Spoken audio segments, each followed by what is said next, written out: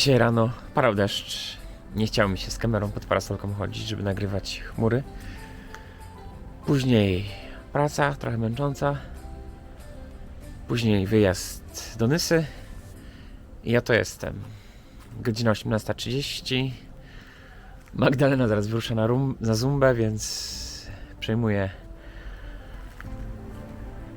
dzieciaki. I nie wiem, co dzisiaj nagram. Także jeżeli szkoda ci pozostałych 4-5 minut, to zaprzestań oglądać już dzisiaj i przejdź do następnego odcinka albo do jakiegoś archiwalnego. A jeżeli nie, to zapraszam. Powinien zaś pojawić tytuł, gdzie będzie napisane, o czym dzisiejszy odcinek jest. Chociaż ten tytuł też nie musi być zbyt dużo mówiący. O, i na przykład teraz mówię o tym, o czym będę mówił, już mam 54 sekundy. Także tak trzeba nagrywać daily vlogi. Żartuję. Zapraszam. Dobra, mam dzisiaj trochę pomysłu, o czym wam powiedzieć, więc pokażę wam, jak możecie sobie ułatwić życie, tłumacząc sobie na przykład teksty po angielsku. Ja jestem na jakiejś takiej przykładowej stronce Huberman Lab Newsletter. Nie wiem, czy to widać, pewnie widać. No i tam jest newsletter, gdzie streszcza jakieś fajne rzeczy po angielsku. No i powiedzmy, że ktoś angielskiego nie zna, chciałby przeczytać sobie to, skumać. No to ma coś takiego, jak wchodzi w ten artykuł i kopiuje sobie adres tego artykułu. W Google, w drugiej zakładce wpisujemy tłumacz i znajdziemy tutaj tłumacz Google.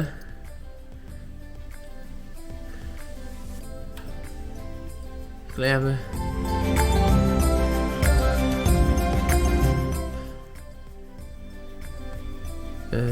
Wykryj język najlepiej.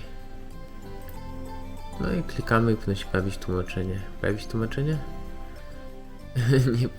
A, pojawiło się tłumaczenie. No, narzędzia do zarządzania dopaminą i poprawy motywacji i napędu. No, oczywiście w tłumaczenie maszynowe, więc trochę jest błędnie, ale widać, jak najedziemy tekst oryginalny, drive, no to drive to jest, tak jakby można powiedzieć po polsku, bardziej popęd w tym kontekście, czy chęci. No i tutaj sobie możemy właśnie przeczytać. Część pierwsza, zarządzanie dopaminą w celu podtrzymywania motywacji. Część druga, zarządzanie szczytami dopaminy. I mamy cały artykuł normalnie przetłumaczony na polski. Tutaj jest po angielsku. Wkleiliśmy link tłumacza. Tłumacz nam przetłumaczył. Kliknęliśmy w ten link i mamy po polsku. I to działa z całą masą języków. Oczywiście jest tłumaczenie automatyczne, więc nie wszystko jest tutaj idealnie przetłumaczone, ale lepszy ryc niż nic. Drugie narzędzie, ChatGPT. Tutaj możemy pokusić się o jeszcze ciekawszy eksperyment. Możemy wpisać tak. Streść mi po polsku poniższy artykuł.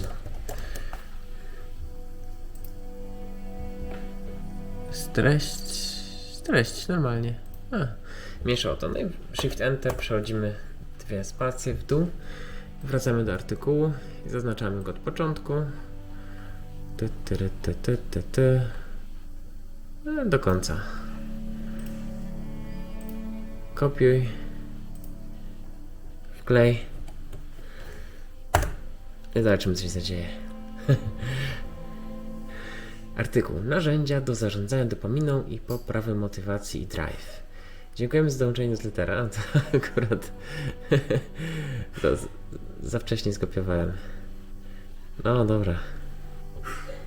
Mniejsza o to. Dopamina jest cząsteczką w mózgu i ciele, która jest ściśle związana z naszym poczuciem motywacji. No.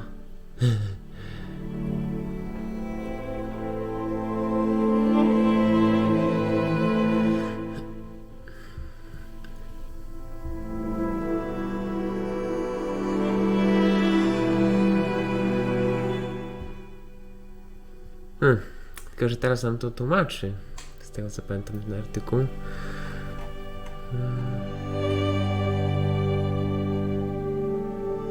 No właśnie, teraz z tego tłumaczy krok po kroku. A więc Zrobimy jeszcze raz. Zmienimy mu zadanie.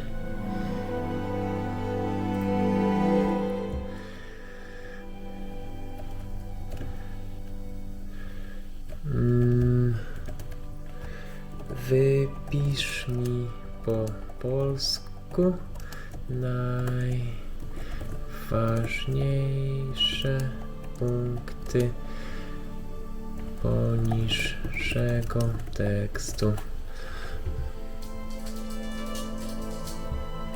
Klas.